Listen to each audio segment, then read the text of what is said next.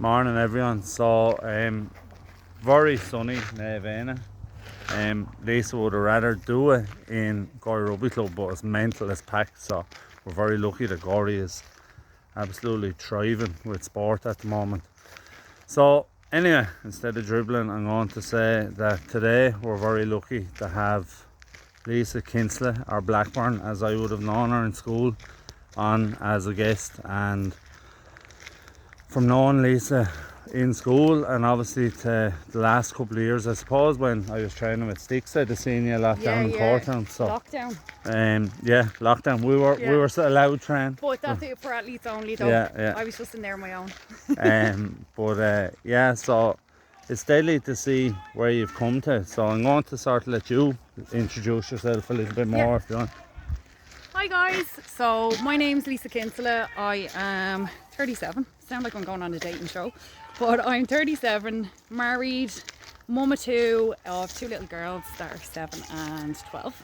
So I'm a qualified personal trainer, gym instructor, and I'm actually training to be a lecturer at the minute.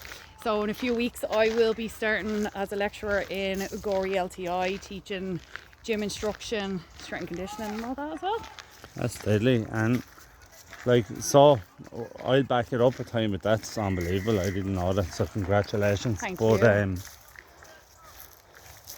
I would have went to school with your husband. Yeah. So Alan is and Nala, I knew him as, but Nala, yeah. Right. So Town boys. yeah. So I would have known Alan, and I remember when you started going out and stuff like that. But yeah. She's a lot younger than me, and she does look that as well. But Thanks. your transformation, for any people that don't know you, let us know what happened there. So I started off a teenager. I would have been, you could say, more or less, I was your average teenager. I was never too big, never too small, but I was never the smallest out of my friends as such, and always kind of struggled with food and what I was eating. I didn't eat a lot, to be honest with you. So I kind of got to Jeannie. I had my first baby at 25, and when I was pregnant I thought you can eat whatever the hell you want, and I gained about 6 stone when I was pregnant. So just for the men listening, right?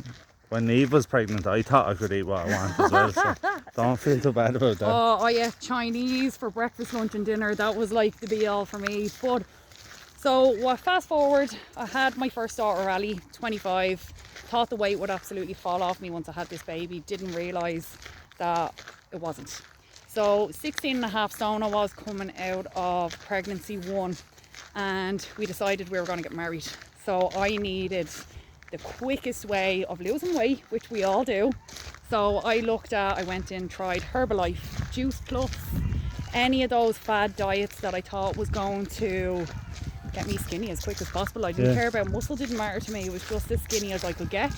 And don't get me wrong, the weight came off, but the only thing was, got married, and within a week after the wedding I was probably 2 stone up, I'd say, easily. Right. I had literally ate my way through my honeymoon, didn't care, had no regular way of eating. All I thought was, you take tablets and you take these skinny shakes and I'd feel grand. And don't get me wrong, it got me to the wedding. I liked at the time the way I look at my dress, or even the way I looked in my wedding dress, even, I suppose you could say, but I wasn't really happy. Mentally I was struggling with depression.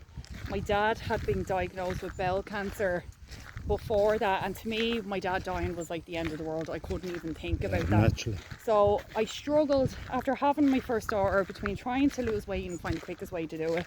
I struggled with postnatal depression. Couldn't understand why I didn't feel the way everyone else felt. Yeah. Do you know, I was looking at other people being pregnant and thinking, yeah, I look like them and I'm going to be so happy like them, but I wasn't. Like, I struggled something terrible. So at the time, that was like 2012, we were hitting the recession. There was so many things going on. So my husband had lost his job. He was working part-time, probably 2 days a week, and I was working in Tesco's. I was doing about 45, 50 hours a week, earning decent money, but I was the main money earner at that point, so I had to go back to work. As depressed as I was, miserable as I was, went back to work, hated my job, didn't want to be away from home, he was at home sending me videos of the first time she crawled or the first steps she took, all the little firsts. And I really struggled with that, because let alone was I suffering with postnatal, but then you're missing out all these milestones and you feel like a shit mother, to be honest. So that was kind of where we led to at the wedding. Still feeling that way. My dad had gone through the bowel cancer, had his bowels removed, and actually he ended up with a colostomy bag. But my dad also had muscular dystrophy as well. So that was the main reason of, because I'm originally from Dublin. So mum and dad, mum is from Gorey and dad is from Monaghan. So the whole thing of coming back down here was because my dad wasn't in church work, we had to move back to Gorey, live here, and we had all family support around us to help if my dad got really, really kind of bad. So that was fine. Dad got through the cancer, got the all clear. We were delighted. Yeah. But I was still struggling on the inside without telling them. I felt like I'd gone through so much trauma watching my dad, because I was there with every appointment, every time he needed it, and I had brought him to all these things because I had my time off. So my sister and my brother were working full time at the time, and they couldn't take time off to bring him to appointments and stuff like that. So as much as I wanted to be there, I mentally struggled with all that and didn't, like, I was like, I can't lose my parents at a young age. Like, that's not going to happen to me, you know. So that was fine. Then we got on to marriage was done. We'd done all the usual things married couples do, and then we decided, right, we're going to have baby number 2. It was like, this is where our plan is. So fast forward, we're married. I'm 29 at this stage. Find out within 3 weeks that I'm pregnant, that I wasn't expecting. So pregnancy kicked in. Mental health was I had started taking antidepressants at this stage because I tried counselling, found it wasn't working. I decided, right, medication route is where I want to go, and it's the only way I'm actually going to be able to function, because I physically couldn't get out of bed. I just felt like absolute shit. I think anyone who's been in the depths of depression knows, or anxiety as well, knows what it's like. So I'd no motivation to do anything. I was back overweight again. So then I got pregnant, and I thought, grand, here we go. Good 9 months of eating well. Now I can eat whatever I want. We're back to this zone again, and I'll try Herbalife and all them again, even though they weren't really great. So I ended up going down for the gestational diabetes test that you do down in Wexford General if there's anyone in your family that has diabetes. So baby 1, I didn't have to do it because my dad hadn't been diagnosed with diabetes at that point, but baby 2, he had type 2.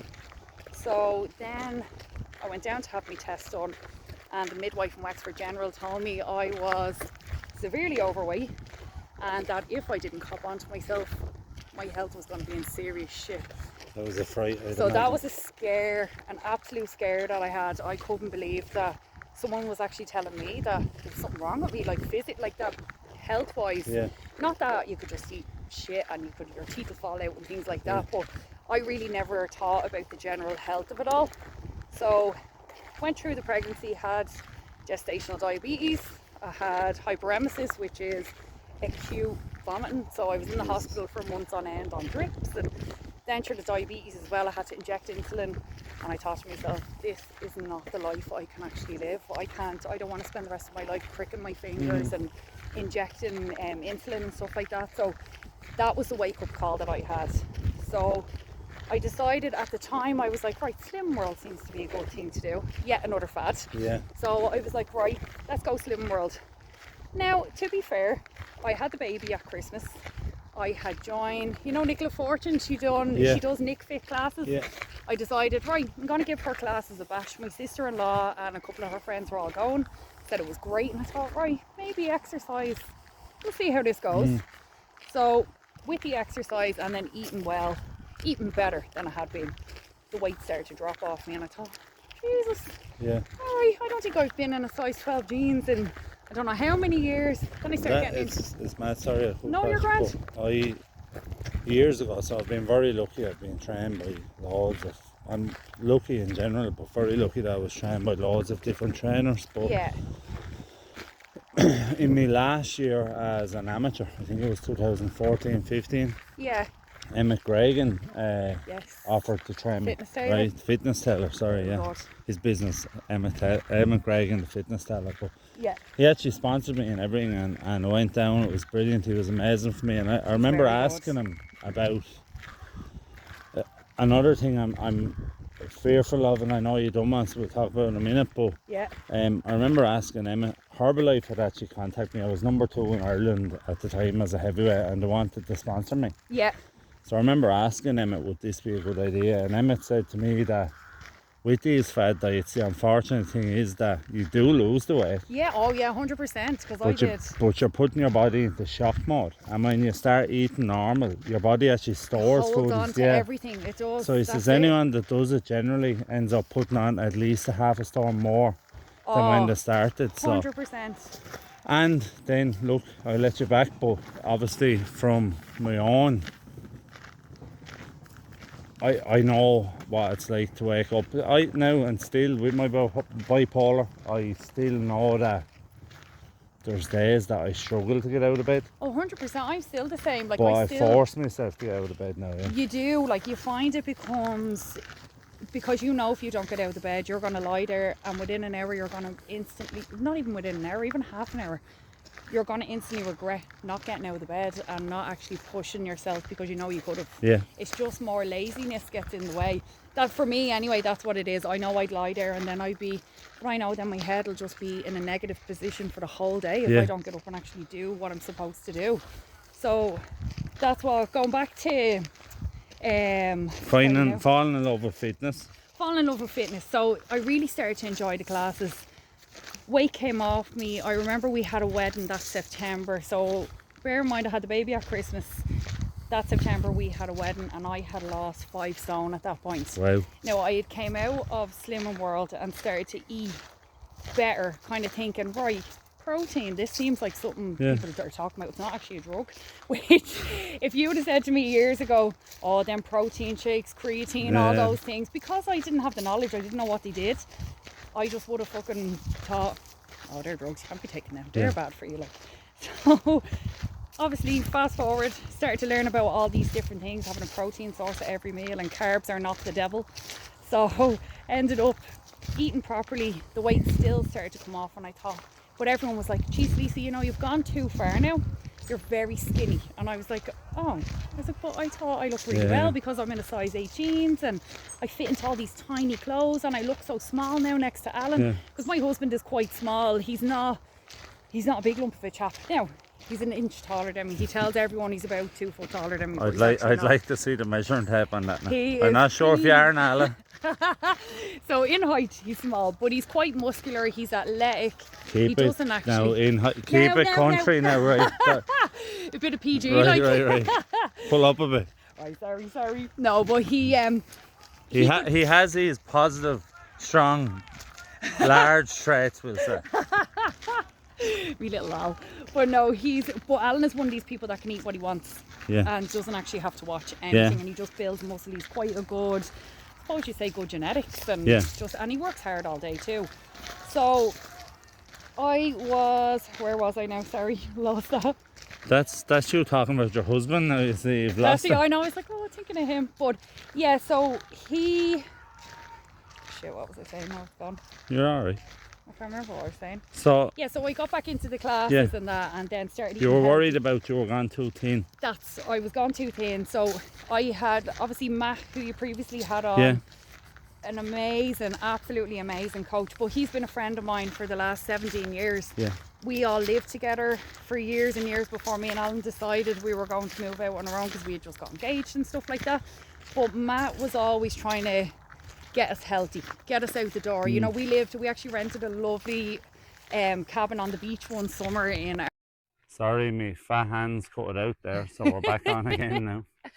Yeah, so basically you were on the cabin on the beach. We were on the cabin on the beach where Matt was trying to get us to get out and get running every morning and do all these exercises, and we used to stand there going, fuck off, will you? We were probably on the beer the night before. Yeah. So that was all going on. Matt had a great push for me to kind of keep going with this kind of size strength and conditioning, lifting, and he was like, would you not think of becoming a PT, gym instructor? He said, I think you'd really have the knack for it. Look at your own journey, how far you've came. You're very relatable with people. You're a mom. You know, there's so many options out there that you could actually go for. And I thought, right, do you know what? Fuck this. I'm going to go for it. I'll give it a bash. And Olympia Gym in Courtown had actually given me the chance to get in there and start PTing from there and start teaching classes.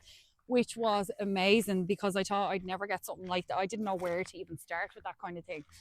So that was grand, got my qualification, everything flew by, but deep in the middle of it, I still suffered with terrible anxiety. So Right. a lot of people don't know, but I suffer with IBSD, which is irritable bowel disease.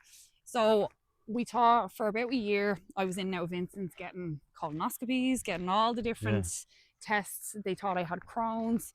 I was suffering basically every day if I tried to leave. So I'd be bringing my daughters to school and I tried to leave the house and my stomach would start so cramping, bloating. Jesus. I'd be afraid. So then the anxiety kicked in with that, whereas every time you leave the house, this is going to happen to you. Yeah. So for That's about a making year, it worse. It's a vicious cycle. my head was really taken over and I thought, Jesus Christ, like I'm eating so healthy. This can't be happening.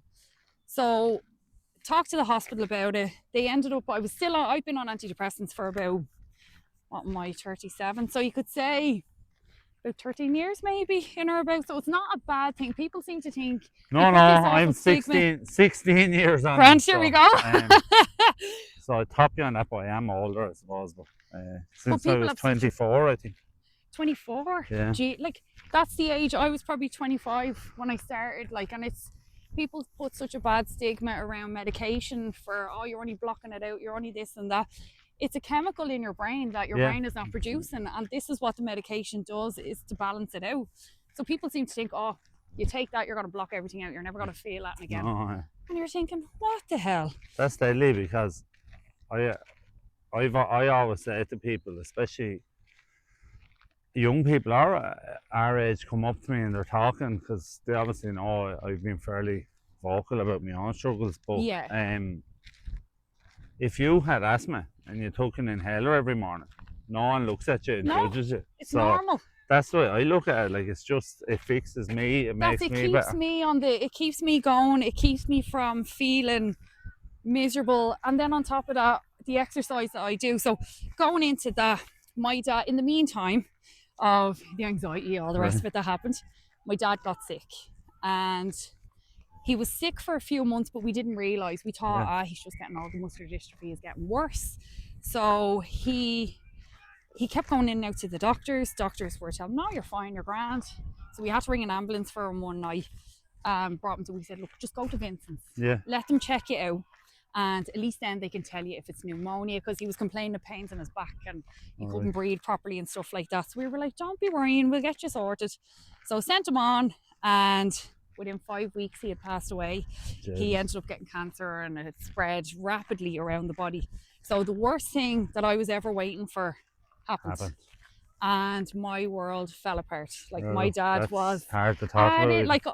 My dad. I'm very like my dad in most ways, especially the way I talk, because I never shut up talking. So anyone that knows me, I will say she's very observant though, because the camera went off down there, and she turns around and she said to me, "I don't think that camera is working anymore." So she's on the ball.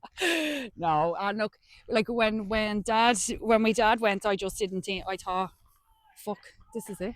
Like, this has actually happened. The thing I was waiting for the last 14 years has actually happened. But the way my dad had gone, it was actually a sweet release, if you get me. He was very sick for a while, and even the 5 weeks that he spent in hospital, Jesus, he was in a lot of pain. It was a tough few weeks, especially for him.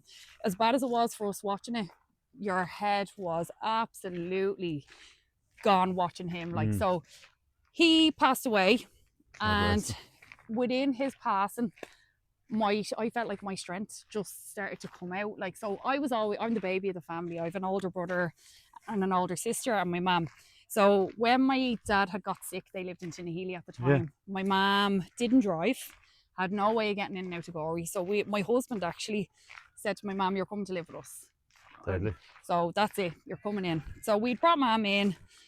Obviously, my poor mum was after losing the absolute love of her life after 50 years. Like, you know, it was tough watching my mum as well, but you're trying to be brave for her because you don't want her to fall into pieces. Because, you know, if you start crying, they're going to start crying and all the rest of it. My sister was struggling. My brother, we all struggled. So of course you would. It's your mum and dad. It's your dad, I mean.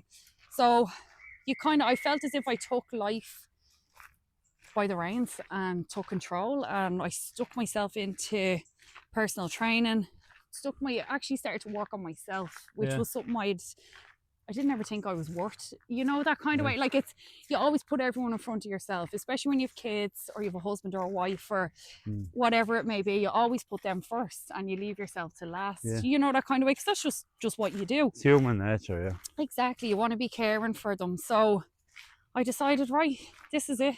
I think it's time to put myself in the front for a little while and get myself right so I can help everybody else. So with that, I decided to get myself a coach. And I got the amazing Nadine Geriani. She's actually she's down in Olympia Gym. Now, she doesn't do PTs or anything like that. She's an online coach, but she works for a really fantastic coaching group. So I decided, right, I know Nadine. I've seen her come in and out of the gym. Now, I was terrified to approach her because she just looks so serious, and she's a female bodybuilder athlete as well. Right. So she came in one day and I approached her. And from then on in, I really feel like my life kind of changed when I met Nadine as well. Mentally as well as physically. Mentally, like she brought me out of a shell that I was in after Dad died. I was a little bit like, I gained a bit of weight and I was emotional eating and things like that. I never knew how to really deal with stuff like that. To regulate. Even as a gym instructor myself, a personal trainer, it was all right you were guiding other people, but for me, I didn't know how to. I wasn't listening to my own advice as such. So spoke with Nadine, got on board. She took me through a good year of training, mental health options. She helped me with my own coaching business. She was a great mentor. Actually, mentor is nearly what I call her. Yeah. She was a great mentor to me for the few. I think I was with her about 2.5 years, and she was brilliant. Mad, right? So lots of people aren't into religion, and I'm a weirdo, right? But not a weirdo, actually. If you're into religion, you're not a weirdo, right? But what I will say is that, isn't it amazing the way the world sends us people when we need them most? 100. I believe everything happens for a reason, and I am one of these people that I meditate, I manifest. Like, I'll always put things out into the universe, and I do. Even some of my clients, I'll be telling them this, they're looking at me going, is she away with the fairies or what is wrong with her? But I would manifest things, and I do believe if you want something hard enough, or if someone needs to come into your life, it does happen at the right time for you. Like, what's for you won't pass you, kind of thing. And I do believe in a lot of those kind of sayings as well, because they are true. Well, for me, they worked out that way. I agree with you. And 100%. And I feel Nadine was such a positive influence on me that I felt it changed how I was with everybody else. Because I was getting that positivity, I was pushing it back out on everyone else, and therefore my life became more positive. My mental health started to come up. I was like, Jesus, I actually feel good. So I started seeing my body change. I was growing muscles that I never thought I could have. My family is a family of longbacks. There is no one with a little booty in our family. I'm sure they'll all agree with me when they see this. Not your boot, again. No, not the boot, not the boot. I know, I keep bringing it back, sorry. But so I started to grow, and I thought, God, I wonder. And Nadine said to me one day, would you ever think about, going on stage doing bodybuilding? And I thought, God, no way. Yeah. Not me. I'm not going up there in one of them tiny little bikinis. I'm 37, or at the time I was 35, and I was like, just not a fucking hope. I wouldn't look like her. She's 28. She's a lovely little figure on her, and thought that I could never do that. So fast forward a few months, she started putting me in a prep for a photo shoot in Belfast, and I thought, right, I'm doing this photo shoot. I thought, fuck it, I have to put myself through what I want any of my clients to go through. I need to go into the depths of it. I need to manage the mental side of it and see how I can actually figure this out. So with the guidance of Nadine, prep started in the January, and you go through, say, 22 weeks of you are consistent. There is no off-plan meals. You're training 7 days a week, more or less. Yeah. You're eating. Your calories start to drop. You start to get. But the changes within my body was mind-blowing. I actually couldn't believe you could do something like this. My mental health, it did go up and down during prep, because when you're at the point, especially a few weeks out from your shoot, or whether it be a show or whatever, you start to feel exhausted. Your body is battered. It's worn. Your mental health starts to think, am I really, do I need to do this? What you're literally talking about with me there is... That's like camp for you. Fight camp, yeah. I remember fight camps, and You always get, look, for any pro boxers out there, I know what the story is, right? So, um, everyone says you're interviewed, how did camp go? Oh, camp was amazing, I've never felt this good. Every professional athlete feels like shite Yep. by the end of training If camp. you're not, there's something wrong. Yeah, so, like, I would always be sick the week of a fight because my body was run down. Oh, nearly, you'd be do you know what I exhausted. mean? You Yeah. were pushed to the So limits. then the last week is just relax, try and chill into it, and you come back and you're recovered yeah. when you're coming back in then. But yeah, so that's hard. Like, I tell you, prep, I'd mentally struggled, especially coming towards the end. I started to come out in psoriasis on my neck, stuff like that my body was obviously under metabolic stress, and I spoke to the doctor. GP was like, okay, when are you finished? And I was like, I've got another 3 weeks to go, and he'd give me creams and stuff to help with that. And I thought, I can't have this stuff on my neck when I'm going in for a shoot. I was like, hello. So we got it sorted anyway. My coach was very good, gave me rest when I needed rest and things like that. So shoot 1 was done, and I thought, fuck, I actually did that. I was like, how did I, just little old Lisa from Gorey, like, you know, nobody. And it wasn't until you look at the stats and they tell you only 1% of the world can actually go through a prep that and process, finish it. Yeah, and I thought, fuck, if I can do that, I'll definitely do it again. So my coach had said to me, listen, there's a big group shoot coming up in the UK. Would you like to actually come over? Would you be part of it? And I thought, oh, another prep. Like, I was literally coming out of that prep. I had about 4 weeks off, and then I was going straight into the other one. And I said to her, listen, like, I've got a 2-week holiday in this. I've got all these other events going on. I really wanted to just relax a little bit.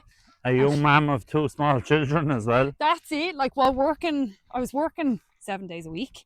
I was covering classes in the gym in Cortown with my own PT clients, trying to get the 2 kids here, there, and everywhere. So for me, my time management needed to be to a T. Like, literally, I couldn't spend 10 minutes extra on anything else, because at this rate, I knew I was going into about an hour and a half of cardio every day. I knew I was going into an hour and a half to 2 hours training session while prepping all my meals and getting the kids and everything. So full-time job. It is. And, you know, my husband was great because he took over a lot of the house jobs, if you get me. So, like, he was getting up an extra hour before work to wash and mop the floor, or to wash and hoover the floors, get the dogs fed, all these things done that I physically couldn't do because I was so exhausted. Like, your brain goes to mush by the end, you know yourself. Like, even getting words out was crazy. I'm bad enough on a normal day. But so that was grand. I decided, jump into prep 2. Mental health was feeling quite good at this point, because I thought, you're gonna look, imagine this is how you look now, imagine what the next one's gonna be like. So it is to a certain point about how you look, because a lot of people look at bodybuilders in the gym. Well, that's your reward, I suppose. It is. You're like, I actually was able to put my body into it and do that, and it actually looked like that. Like, my body never looked the way I thought I could look, if you get me. So done the second prep, went away on a 2-week holiday, enjoyed every fucking minute of it. Still lost weight, still enjoyed everything, still got to the shoot at the end of October and absolutely smashed it and loved every minute of it. So I was quite happy with that shoot and how my physique came on again. So I decided, right, it's time. I think I'm going to have to take stage. There's definitely, I've done 2 now. I'm like, if I can get through 2 preps within 6 months, you could say, of each other, I can definitely do it. And I was like, right. So I'd been with my coach and we parted ways, not on bad terms or anything like that. I just felt, I think maybe it was time for a change. That can happen. Which can happen. And it wasn't that, like, she's an amazing coach, loved her to bits, and like as a friend as well. And I just thought, right, it's time now for a little. Sometimes a new voice is good too. That's it. And I had left Olympia Gym Christmas 23, and I thought, right, it's time to come closer to home. I was like, I'm going to come back to Gorey, where I'm not driving up and down to Portown every day. And Tommy Martin had offered me a space in Southeast Strength Club here at the rugby club. So I thought, right, I'll get in there, start PTing. We'll see how this goes. Just see what happens now, get the feelers out for Gorey and see what it's like. Now, I had a good clientele in Cortown, but I was afraid because I left that no one would come with me. And I thought, oh, here we go. Now I'm starting from scratch and all the rest. It was a big change. So they didn't. They all followed me in, which was amazing. And it just showed to me, then I felt, Jesus, maybe I am a good coach. Because you do second guess yourself at times and you think, am I really like, it's like imposter syndrome, I suppose, to a point where you're like, Massively, yeah. I'm training these people. Do these actually like, think I'm like really good at this? Yeah. Like, and you do. There is time. You're Now, don't get doubting me wrong. yourself. You're there thinking, do they think I have the answers? But sure. I know you're kind of going, what am I gonna, What I will say from up to this point, like the amount of learned experience, like, you know Oh what I my mean? So God. I'm a firm believer that Definitely. I'm not saying the best coaches have to have done it, but it definitely helps. I No, think. but that's where I found from them preps in those dark moments where you're absolutely exhausted, you can't even think properly, and you're ready to give it all up. Mm. But then you think, if I wait half an hour, 5 minutes even, not even half an hour, and this goes to anyone out there that struggles with anything. If you hang on those, even that 30 seconds or that 60 seconds, it can make all the difference in the decision that you make. So for me, it was like to go and get a chocolate bar. But not everybody. Some people have harder decisions. I've seen it happen with my own family and stuff like that, where that split second just makes all the difference. So if you do stop for a second and think about it, your brain will actually kind of go, okay, where do we want to go? Here's a flight or fight. Was having the trust to take that step back, and I struggle massively with patience. Yeah. So I can instantly fly and do something rash. Yeah. And they're thinking, oh fuck, why did I do that? Like, you know what I mean? If I'd have just stood back, if you wait clear and go, mind, yeah. I do that. Like, no, I do. I won't be quite stand back and wait a second, because I was always afraid to jump into something too quick. That was always my fear. So I will be that little bit more observant. But definitely, it's true. Like, through that prep, I could have easily went and got a takeaway one of the nights, but then I didn't. And when I look back on the journey of it, I was like, aren't you so fucking proud? You didn't. You did everything to a T and you got what you wanted. So then, by making the decision to come into Gorey and start working from the gyms in Gorey, I thought, right, what gym is going to let me in? I didn't know. I knew I'd been speaking to Dave Lee from Nebula, and I've been thinking, right, I'm going to go up there. But then he was getting delayed, so I thought, right, I'll have to cut in somewhere else. And I've been training in Fitness First in Gorey. Yeah. So, and I was like, God, their community here was amazing. Because, like, why wouldn't... I wonder, will these let me train out here or train my clients out here? If they'd let me, anyone that wanted to come up for... that didn't mind being in a public space. So I thought, right, I'll talk to them, I'll see what they say. And to be fair, Pat, the owner of Fitness First, had offered me classes to run. And I was like, right, and he says, you do that for me and you can PT or whatever out here. And I thought, grand. I was like, and they're lovely up there. Like, you know yourself, you train out there too. And the equipment is second to none. Like, it's brilliant. I just want that to give Fitness First a massive, sort of round of applause, I suppose, because they're brilliant. I, like, having trained one-on-one for so long, I was used to people telling me and going into somewhere totally on your own. On my own, training on my own, and there's fucking power. There's big lads up there. Oh, there's huge boyos up there. People that love looking women, at themselves. The women are are unbelievable. There's a mix. There's a full mix of people up there. Well, I don't know the man's name. You'll know him. You might know his name, and if you do, say it. I definitely say I do. But there's a gentleman that comes in every day in a wheelchair. Sean is his name. Sean, right? He's amazing. And he's the most inspiring man I've ever met in my whole life. Yeah. So the days that you wake up and you feel this man is working like an absolute dog despite his disadvantages. And I think it's the most inspiring thing. But I've also seen the way, like, just the kindness of the staff up there, Lorraine. Yeah, Derek. Derek, they're brilliant, like, you know, and I think it's a really lovely, and I know joining gyms is extremely daunting. Oh my God, it's the scariest thing ever. But can I tell you something? Genuinely, 99.9999% of people in the gym do not give a fuck about you. No, they're too busy suffering. Yeah. And it is true. They're only there to work on themselves, but that can be hard, I suppose, that jump. It can't, like, I like 9 out of 10 clients that come to me are terrified to ever step foot in a gym, any sort of gym, whether it be a private gym or a fully commercial. You know, it's getting through that door is the hardest bit. But if you have something, if there's something in your mind that you're like, okay, I'd like to try get a little bit fitter, or I want to try push my confidence a little bit by going out and training in a gym. Like a gym like Fitness First is the best place to go, because like that you've the best trainers there that are they're so sympathetic with you to that point. They know you're afraid coming in, and I guarantee you, once you get in and get that first session done, you won't look back. Like there is nothing that will It's a stop lovely you. mix, isn't it? Of It is. ages, There's of all ranges, ages. of There's fitness CrossFit levels. bodybuilders. There's cyclists. There's like everybody, and everybody is there to work on themselves at some point. And we always say, even when I'm chatting, because you'll surely see me walking around chatting to somebody in between sets, but we all say it to each other that everybody is here because of some or other mental health issue that they have.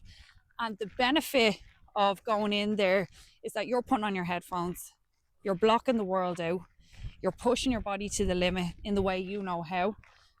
And the reward is you feel good, you feel your health is better. Like for me, being able to run around with my kids now, if you'd have looked at me 12 years ago or more, you would have went, I fucking hope she'll run around with her kids, you know. And it is true, like, and my health, everything has came down. Like I get blood tests done every 6 months just to keep an eye on everything, you know. But like that, my cholesterol, I had high cholesterol, that's completely down. I thought I had muscular dystrophy at one point after my dad died. I got tested for that, thinking there was something wrong. It was actually just pure laziness, because I'd never done. I wasn't out walking. I wasn't doing anything. There's a thing as well for people that are you're younger, and I'm not massively old, but there is a saying that if you don't use it, you lose it. Yeah. So you have to work your muscles as well. You do, like, and like I said before, women have such a stigma getting into the gym that women do turn into men. I apologize, right? But women do have far more hurdles than we do, unfortunately. You do, like men, you lads grow, like it's actually not fair now that I say it, right? So I'm hopefully going into. I might have opened a can of worms. See, now it's all started. But like I'm going in. My plan is October 25 is where I'm going to get on stage in Cork at the MBFI bodybuilding show. So like that, I'm not big, chunky, and I'm trying to grow. I tell you, I'm trying to grow, but because I don't have high testosterone like you guys, you get in, you grow like no tomorrow. Like my male clients, I see massive changes very quickly, very rapidly, and they're so responsive. Females, they're like, right, why haven't I lost 5 stone in like 2 weeks? They want to know. And yeah, for women it is that little bit harder, especially when you start hitting and weight menopause is a mad thing, because like I could lose easily because of my size, I suppose, but I could lose without putting myself under pressure, or it'll just come off you quite quick. I could lose 4 kilos in 2 days easy, like, do you know what I mean? So, well, now in saying that, I've been in a 8-week body recomp at the minute. So I started with a new coach about 8 weeks ago, and I just wanted to try a male coach to see what that was like, you know, to see what it was like being coached by a man, especially in bodybuilding. So, and I knew this guy had the science behind him. I knew he had the qualifications. He was top of his game. So I thought the next step to go from my amazing first coach that I had, Nadine, was to try a male with all these qualifications, because I knew how good she was. So it had to be someone that was going to live up to that expectation as well.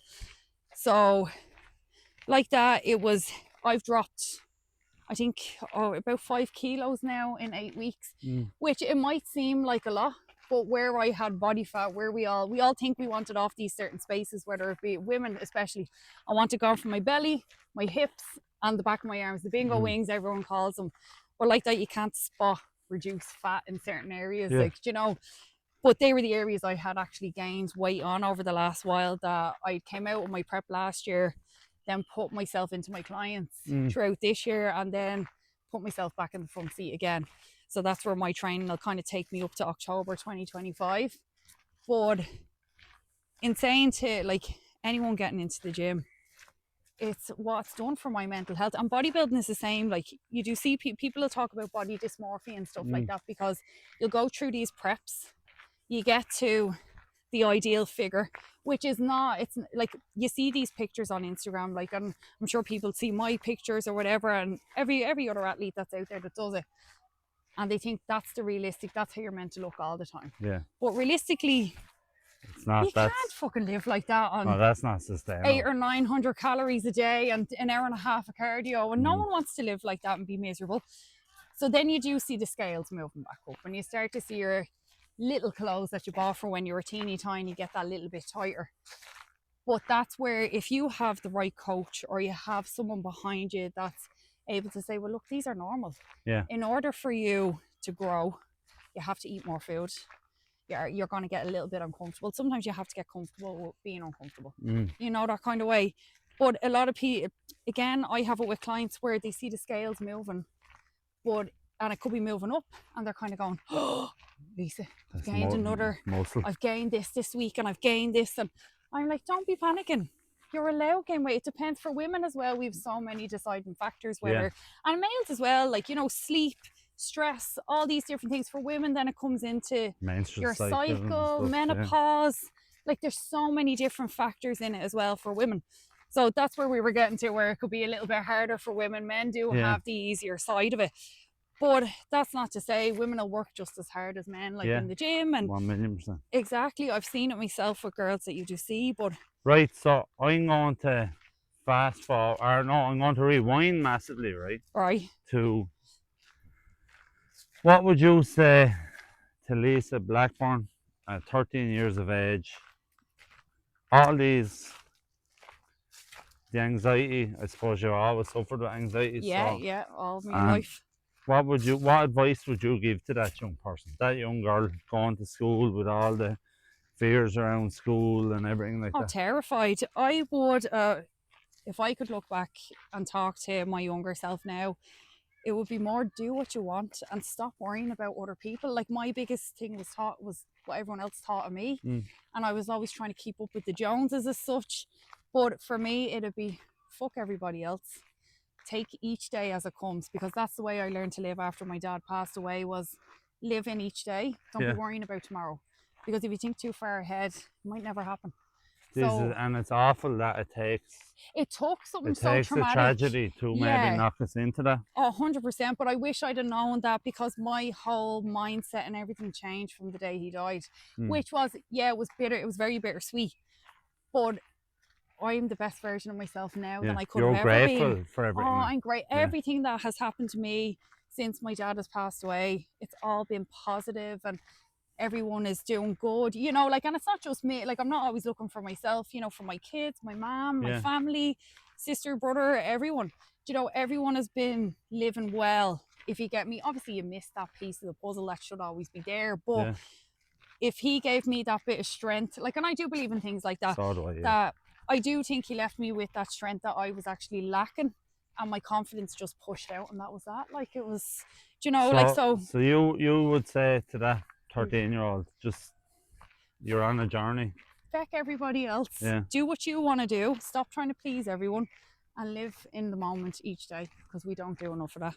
And I always say it in any school talk I do, any workshop or MBK, anything, I always say to young people that the most important thing is finishing a task. So I was thick as a ditch in school, but I got through it. By getting through it, I'll never forget my father saying, like, waking me up. I was a teenage alcoholic. I was horrendous. So I remember my father waking me up. He said, if you're going to be fond of sport, you have to be fond of work. And he'd make me go to school, and I'm delighted for that, because once you complete school, it's completing anything. It's like prep, it's like anything. There's a thing that, regardless of your result, you've already shown an employer that you can follow through on something. Exactly. So I do think finishing tasks is really important. 100%, because you did like that. I wasn't the best academic in school, and I had like a whole list of jobs throughout the years of working in management. But yet now, right, list your qualifications at the minute. I know, like, when you look at that, like, when I do look back at what I've achieved, even you could say in the last few years compared to when I was young, it's mad, like, how you apply yourself when you're older, because you know how much more it means. Like, and I had such a thing coming into the industry that I was older than, you know, the fresh PTs coming out there, all these 18, 19, 20 odd year olds. And don't get me wrong, you know, it's brilliant seeing so many, and especially women, coming into this industry. But for me, it was like, oh, you're this little one. No one gives a shit about you, do you know? No one's going to go If to she's you. the old one, I am fucked altogether. No, but Now, so this woman would talk for yes, Ireland, I right? would. So I want to. So you've told us the advice you give to your younger self, right? Yeah. Now, I'm really happy. Like you've had an unbelievable journey, lots Yeah, of lots of peaks ups and and lots and downs. troughs, and Yeah, that. But that's life, right? yeah, It's not easy. no. But one thing I would like, so we've unknown to ourselves, I'd say we've walked about 3 mile around the I'd say pitch we here have. now, Actually, I right? think I've hit my steps and all for the I day. saw avoid me watch went off, so. But can you just tell people the positive effect of exercise? Don't do it in a scientific way because No, I'd be no, I know. You'd confused. be like, sorry, who? No, don't worry. For exercise, what it'll bring to your life, whether you exercise twice a week, you exercise every day, or you exercise, whatever suits you, what it brings to it is hard to explain it, but the happiness, the self-confidence, there's you feel more balanced. You're getting all those. For me, right, I go into the gym every morning about 6:15. And I'm going in, I could be stressed thinking about the kids and stuff, but I know when I come out of the gym at that afterwards, when I finish my session, I feel so much more relaxed. I just feel calmer. The anxiety is gone because I've worked all those nerves off me when I'm Yeah. in the gym. And I'm walking out with my shoulders more relaxed. I feel better that I've done it. It's another box ticked for the day. Like Yeah. you'll see that on a lot of my Instagram stories that I'll just have Box gym, tick. tick. And it's just, for me, it's like a ticking exercise to where you go, right, I've achieved this today. And if going for a walk that goes on for 5 minutes or 30 minutes, whatever it may be, if you've done that and that was what you set out to do for the day, there's what you've achieved. Like, people think they go through each day without achieving anything, but when you come to the gym, it becomes that sense of community. It becomes daily life, and you start to create new habits from the gym. But Positive you do feel habits, yeah. exactly, and you just feel amazing. Like you're not going to feel, you'll never regret going to the gym. I always say it in my stories, and I put it up, and my stories wreck all your heads, I'd say. But I always put up #head medicine, Yeah, and I always put up in it, the only session you will ever regret is the one you don't do. exactly. It's so true. Like, and especially if you're like me or you're like you, where you're like, okay, I need to get these things done all week. You have to get in 5 sessions a week or 2 sessions, whatever it may be, but you won't rest until they're done. And it's like steps every day, like we were just saying there with the watches. It's like, once you hit those 10,000 or 5,000 or whatever it may be, you're like, another thing ticked, or you've got the washing done at home. But I just find the gym for me is a massive release. It benefits my body. I feel stronger. Jesus, when I think, like, I was leg pressing 230 at one point. Like, I weigh 60 kgs now. Like, I'm 12 kg heavier than I was last year, but I feel so much better for it now. That's a lovely thing, and we probably will wrap on this, but I always say to anybody that's starting, don't ever chase a number, chase a feeling. Chase a feeling, that's it. So my thing is that I'm probably at my heaviest now since I gave up boxing. But I'm probably at my strongest as well, that way. So 100%, that's how I feel. But I literally do not get onto a weighing scale. Do you know what I mean? You don't need to, and like that, I tell people, don't bother weighing yourself. If it's getting in your head that much, fuck the scales out. Chase the feeling, see not how the you number. feel in your head. If you find you're feeling good every time you get in that gym, or when you're leaving, you're like, winner. There you go. Yeah. Exactly. So give us your social medias to follow on. Oh, pop me. I'm on Instagram, Evolve Fitness with Lisa, or I'm on Facebook under Lisa Kinsella. Deadly. Thanks a million. Baz, thanks so much.